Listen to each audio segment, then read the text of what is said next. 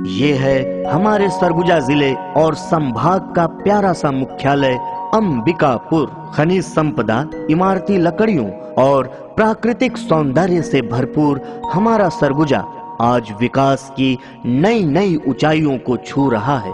मगर आज से महज 10 वर्षों पूर्व स्थिति ऐसी नहीं थी। पूरा जिला नक्सली हिंसा के आग में जल रहा था। शहर में राजनैतिक आश्रय प्राप्त गुंडों का आतंक था। हमारे देश और राज्य में कई दशकों तक लगातार राज करने वाली कांग्रेस पार्टी ने सरगुजा को सिर्फ और सिर्फ खनिज दोहन का केंद्र बना रखा था। विकास के नाम पर हमेशा सरगुजा का शोषण और छलावा किया। हमारा सरगुजा टूटी फूटी जर्जर सड़कों के कारण अत्यंत ही दुर्गम स्थल बन गया था। हमारे अंबिकापुर और सरगुजा के लोग ट्रेन को देख घोर आश्चर्य में डूब जाते थे। फिर समय परिवर्तित हुआ और केंद्र में आई जनता पार्टी की सरकार और सरगुजा से सांसद चुने गए काका लरंग साय के अथक प्रयास से सरगुजा जिले को मिली ट्रेन की सौगात और विश्रामपुर से काका लरंग साय के नाम से दिल्ली तक ट्रेन चलाई गई। मगर सरगुजा जिले के साथ हमेशा सौतेला व्यवहार करने वाली कांग्रेस फिर से केंद्र में आई और काका लरंग साय के नाम से चलने वाली दिल्ली तक की ट्रेन को अच्छे राजस्व के बावजूद बंद कर दिया गया। दशक बीत गए मगर सरगुजा टकटकी लगाकर विकास की राह तलाशता रहा। फिर समय बदला और केंद्र में आई भारतीय जनता पार्टी की माननीय अटल बिहारी वाजपेयी जी के नेतृत्व में सरकार, जिसने हमें दिया हमारा प्यारा छत्तीसगढ़ राज्य और अंबिकापुर को ट्रेन की सौगात। आइए याद करते हैं देश के सबसे लोकप्रिय प्रधानमंत्री माननीय अटल बिहारी वाजपेयी जी को, जिन्होंने शहरों को गांव से प्रधानमंत्री ग्रामीण सड़क योजना के माध्यम से जोड़कर देश में विकास की क्रांति ला दी। सूचना प्रौद्योगिकी में देश को नए आयाम तक पहुंचाया। आज हमारे देश में अत्यंत ही सस्ते दरों पर हर हाथ में मोबाइल फोन उन्हीं की देन है। पोखरण परमाणु परीक्षण कर हमारे देश को शक्तिशाली राष्ट्र बनाया। ये आश्चर्य है कि परमाणु परीक्षण की भी आलोचना की गई। पूछा गया देश के सामने कौन सा खतरा था। क्या आत्मरक्षा की तैयारी तभी होगी जब खतरा होगा।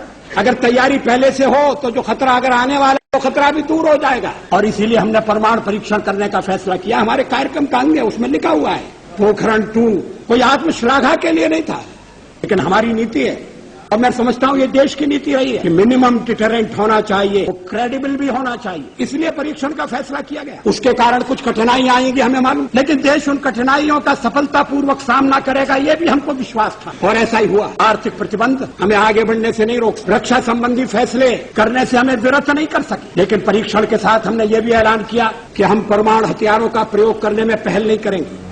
छत्तीसगढ़ राज्य बनने के पश्चात 3 वर्षों तक कांग्रेस के कुशासन से त्रस्त छत्तीसगढ़ को राहत तब मिली जब प्रदेश में बनी डॉक्टर रमन सिंह जी के नेतृत्व में भारतीय जनता पार्टी की सरकार, जिसने हमारे सरगुजा जिले में विकास की झड़ी लगा दी। हमारा सरगुजा बना संभाग और अंबिकापुर बना संभाग मुख्यालय। विकास को तरसते सरगुजा को मिला शक्कर कारखाना, उदयपुर में पावर प्लांट, लखनपुर में इंजीनियरिंग कॉलेज, अंबिकापुर को सैनिक स्कूल, मैनपाट बना पर्यटक स्थल, अंबिकापुर को मिला मेडिकल कॉलेज।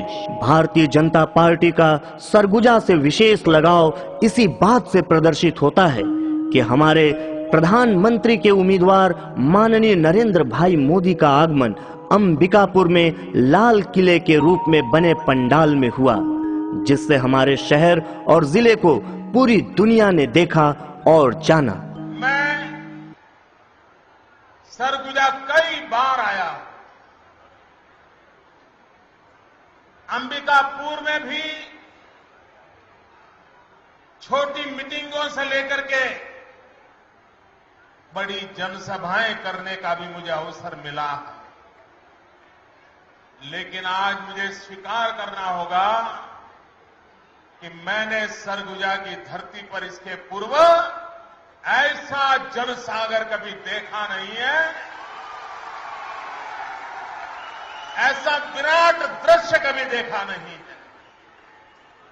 और इस दृश्य को देख करके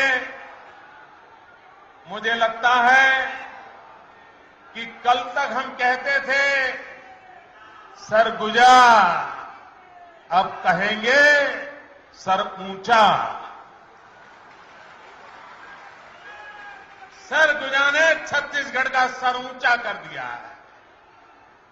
मैं सरगुजा के सभी भाइयों बहनों को बहुत बहुत बधाई देता हूं। तो आइए आज हम सभी मिलकर संकल्प लें, हमारे सरगुजा जिले के साथ हमेशा सौतेला व्यवहार करने वाली इस कांग्रेस पार्टी को सत्ता से दूर रखेंगे। कमल फूल छाप पर बटन दबाएंगे, सरगुजा जिले से कमल भान सिंह को जिताएंगे। भारतीय जनता पार्टी की केंद्र में सरकार बनाएंगे, नरेंद्र भाई मोदी को प्रधानमंत्री बनाएंगे।